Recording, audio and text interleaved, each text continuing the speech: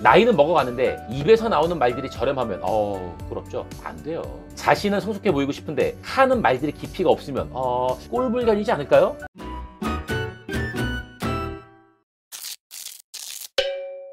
안녕하세요, 다정한입니다. 오늘 이야기할 책은 말의 내공입니다. 2018년 11월에 출간됐고요. 지은이는 신도현, 윤나루, 아무튼 대단하신 분들이에요. 철학을 전공했고 사유하고 공부하면서 책을 쓰고 있어요. 특히나 이 책은 BTS의 B가 읽어서 화제가 됐다고 합니다.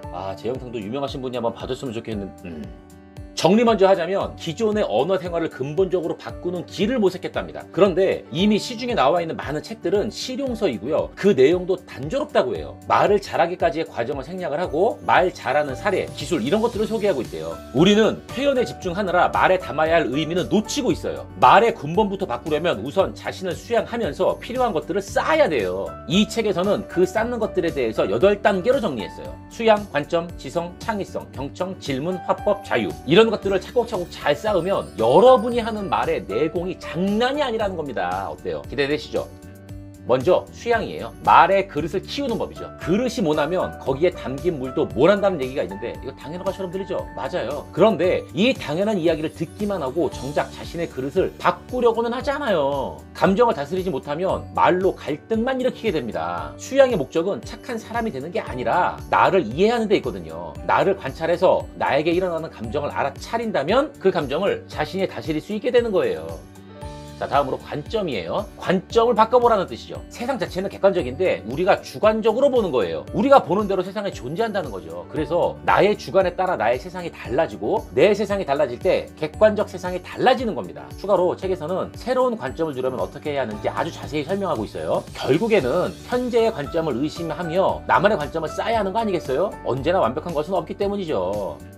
자, 세 번째로 지성입니다. 말이 깊어지기 위해서 필요한 거예요. 말할 때 형식보다 중요한 것이 뭐겠어요? 내용이에요. 근데 우린 들리기에 멋진 그런 말에 현혹돼요. 겉만 번지르르한 표현에 우와 막 이러거든요. 앞으로는 이러지 마세요, 절대로. 상대방과 좋은 대화를 하고 싶다는 마음만으로는 좋은 대화를 하기 어려워요. 상대를 알아가야 돼요. 아니, 상대를 알아야 해요. 그래서 깊이 있고 상대를 배려하는 대화가 가능하고 단어가 가지고 있는 뜻을 정확히 이해했을 때 그저 그런 말이 아닌 제대로 된 대화가 그리고 제대로 된 소통이 가능한 거죠. 이런 대화는 헤어지고 나서도 잔상이 많이 남아요. 그리고 참고하세요. 나의 생각과 같은 글을 읽는 것은 반복행위로 그치지만 내 생각과 다른 글이나 말을 접하는 것은 나를 확장시키는 일이에요. 나의 생각과 다르다는 것이 쉽지는 않겠지만 그만큼 큰 도움이 되는 거죠. 또한 지배자들은 언어를 창안하고 규정을 하지만 그에 따른 피지배자들은요, 지배자가 만든 언어를 사용하면서 살아가요. 결국 종속되는 거예요. 여러분들의 언어 생활을 한번 잘 되돌아보세요. 지배자까지는 아니어도 앞으로는 언어 사용에 각별히 유의하고 신경을 써야 됩니다. 네 번째로는 창의성이에요. 참신하게 말하는 법이에요. 창의적이고자 한다면 낡은 것을 버릴 용기를 가져야 됩니다. 지금까지의 생각과 표현 방법 그리고 당연하게 여겼던 것들을 다르게 표현하는 훈련을 해보라는 거죠. 이게 역사하고도 좀 관련이 있어요. 우리가 역사 공부를 하는 목적은 과거를 이해하는 데 있지 않고요. 현재를 바라보는 관점을 바꿔서 현실을 바꾸기 위해서 하는 거거든요. 지금까지와는 다르게 표현했다는 거는 참으로 놀라운 힘이 있어요. 그리고 자신의 생각을 글로 한번 써보면, 물론 이게 쉽진 않아요. 그 글이 나의 생각이 다시 되기도 해요. 말과 글의 힘이 이토록 강하다는 거거든요. 다섯 번째로 경청입니다. 정말 쉽지 않은 거예요. 왜냐하면 사람들은 대부분 듣는 것보다 자신이 말하기를 원하기 때문이에요. 말하기 욕구가 아주 강하다는 거예요. 이게 언제부터 생겼는지 모르겠는데 이래서 서로 상호 의사소통이 어려운 거라고요. 자, 경청은 한 문장으로 정리해 볼게요. 상대의 마음을 여는 것은 성숙한 경청이다. 이해와 오해는 함께 있지만 이해 쪽으로 가는 것이다. 비난은 거르고 비판은 갈고 닦아라. 어때요? 이렇게 하기 물론 쉽지 않겠죠. 하지만 자신의 말의 내공을 키우려면 반드시 필요한 내용이니까 조금씩 한 가지씩 실천하시길 바라겠습니다.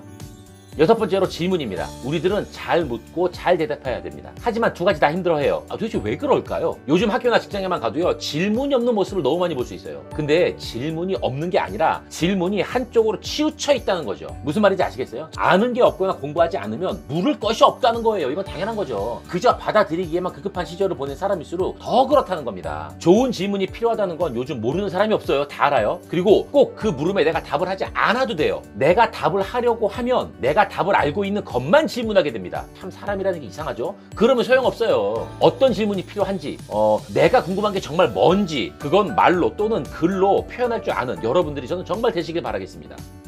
7번째는 화법이에요. 말하기의 기술이죠. 제가 가장 갖고 싶은 것 중에 한 가지예요. 언제나 부드럽게 말하는 게 좋다고 말하고 쓴소리는 상대방이 원할 때 해주되 그것도 최대한 부드럽게 하라고 충고합니다.